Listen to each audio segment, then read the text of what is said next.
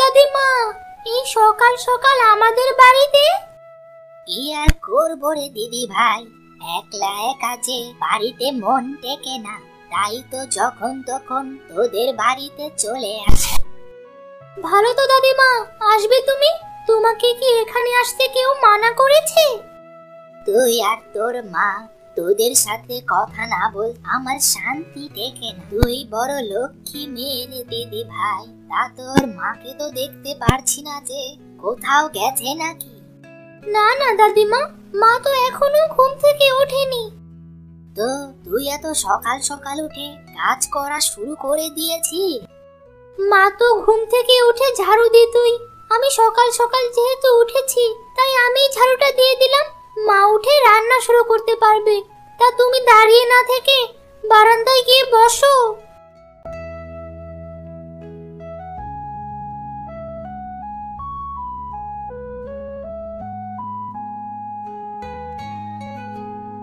আরে দাদিমা, তুমি তো সকাল সকাল আমার মেয়ের সাথে কি গল্প হচ্ছে শুনি? ও আমাদের দুজনের গল্প, তোর শুনে লাভ নেই। মা, আমার উঠান ঝাড়ু দেওয়া শেষ, এবার তুমি রান্না বসাতে পারো। আচ্ছা, আমি তাহলে রান্না বসাই, তুই একটু দাদিমার সাথে বসে গল্প কর তো।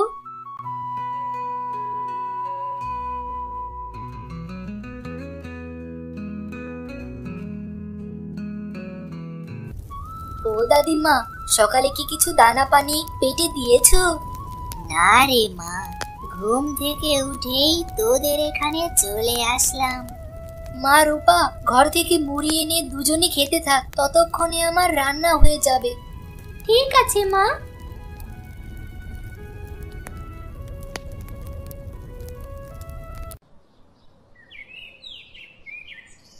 মা, ঘরে আতপ চাল নেই? কেন রে মা, তুই আতপ চাল দিয়ে কি করবি? আমার না খুব ভাপা পিঠা খেতে মনটা চাইছে। ঘরে যে কোনো আতপ চাল নেই, আর ভাপা পিঠা তৈরি করতে তো অনেক কিছু লাগে রে মা। তোর বাবা সুস্থ হোক, তারপর একদিন তোকে ভাপা পিঠা বানিয়েই খাওয়াবো মা। ঠিক আছে মা। মা, আমার খাওয়া শেষ, আমি উঠলাম। ঠিক আছে মা, সাবধানে থাকিস।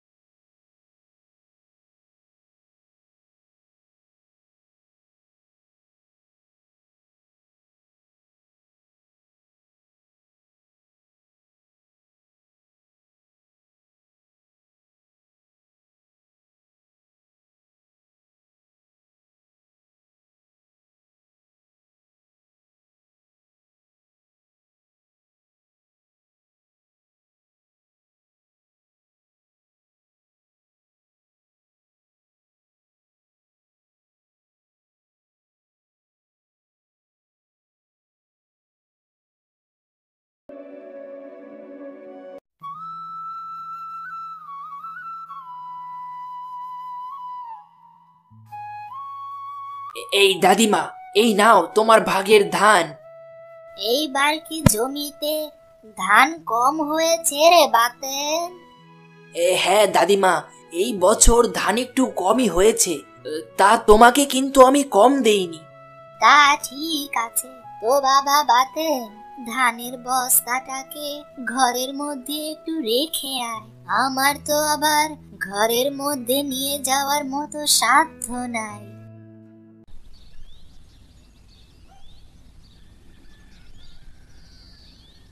কোথায় যাচ্ছ দাদিমা?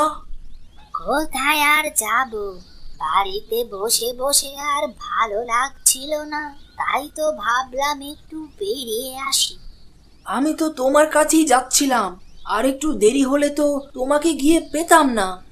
কোথায় আর যেতাম, তো কি জন্য যাচ্ছিলি দুলাল? ওই তোমার জমির খেজুর গাছগুলো থেকে যে রস সংগ্রহ করেছি তা জ্বালিয়ে গুড় বানিয়েছি আর পাটালি বানিয়েছি। তোমার জন্য কিছু গুড় আর পাটালি নিয়ে এসেছি। বা তুই খুব ভালো মানুষ রে। এই যুগে এমন মানুষ পাওয়া বড় মুশকিল। এই নাও বুড়িমা তোমার গুড় আর পাটালি। আচ্ছা বুড়িমা, তাহলে আমি যাই, আমার অনেক কাজ পড়ে আছে।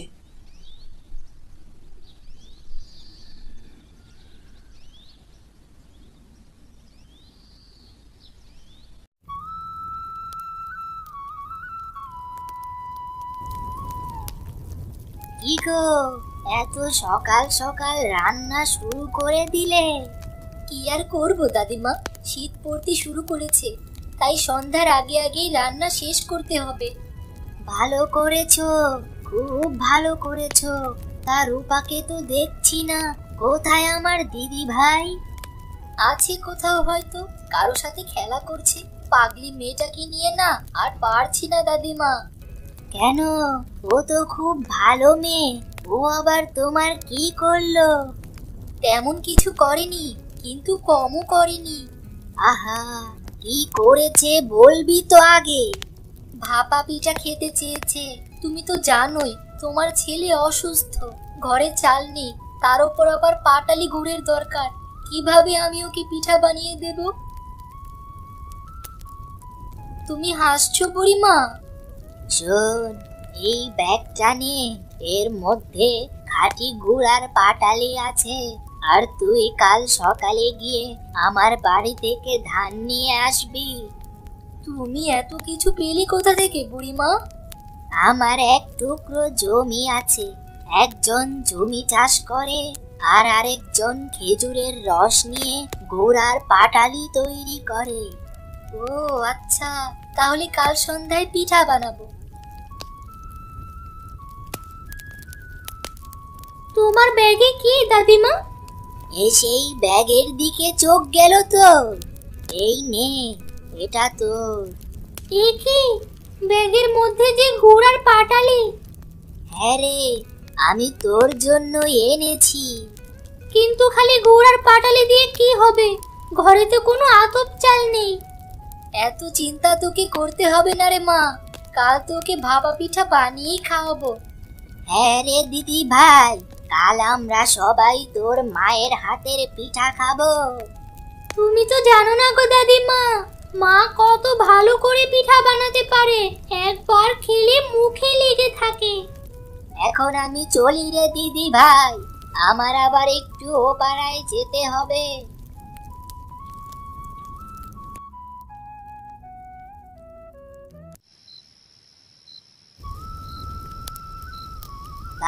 বা, কি সুন্দর স্বাদের পিঠা। তুই এত স্বাদ করে পিঠা বানাতে পারিস রে আয়েশা? ছোটবেলা থেকে মায়ের বানানো দেখে দেখে শিখেছি, তাই তো ভাপা পিঠার স্বাদ আমার থেকে ভালো কেউই জানে না।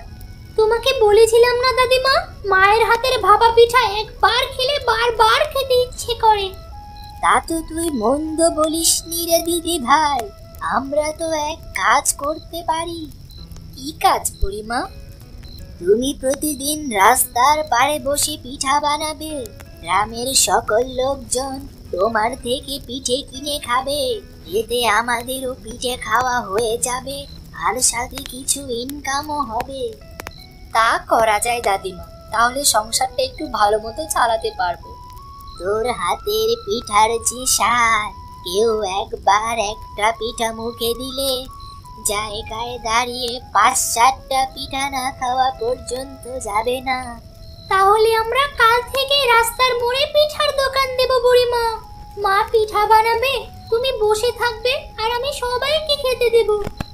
তুমি যদি না থাকতে বুড়িমা, তাহলে আজ আমার মেয়ের পিঠা খাওয়ার ইচ্ছাও পূরণ হতো না, আর পিঠার দোকান দেওয়ার কথা তো মাথাতেই আসতো না। এভাবে বলে আমাকে অপরাধী বানাস না রে মা। আমি যা কিছু করছি আমার এই ছোট্ট দিদি ভাইয়ের জন্য করছি। আমার ওর জন্য খুবই মায়া হয়। নাও নাও, এবার তোমরা পিঠা খাও, ঠান্ডা হয়ে গেলে এরকম স্বাদ আর থাকবে না।